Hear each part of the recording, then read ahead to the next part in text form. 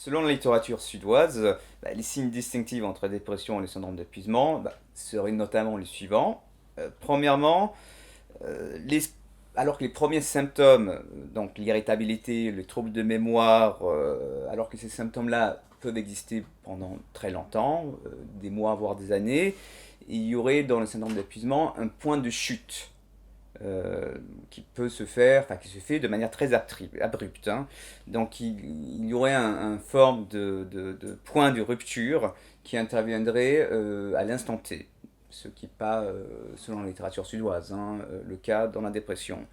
Deuxième spécificité, ce serait les symptômes somatiques, hein, notamment l'hypertension, les palpitations et la fibromyalgie.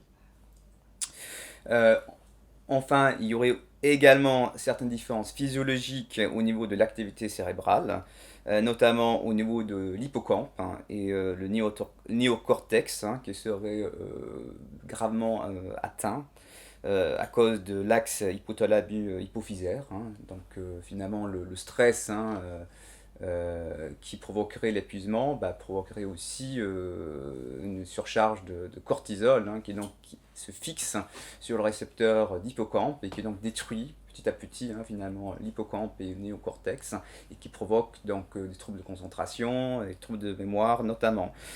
Dans le burn-out ou le syndrome d'épuisement, il y a aussi le risque de chronocisation.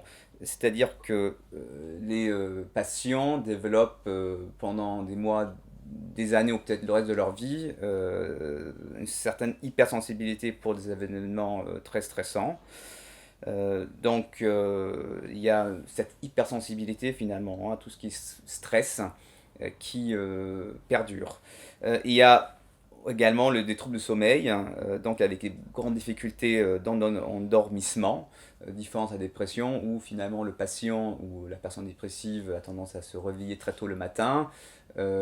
C'est pas en général le cas pour la personne épuisée. Toutefois, ils ont du mal à s'endormir parce que le soir ou la nuit avant d'aller se coucher, enfin, ils sont dans un état finalement d'excitation à cause du stress qui fait qu'ils ont du difficulté à se mettre en état de veille.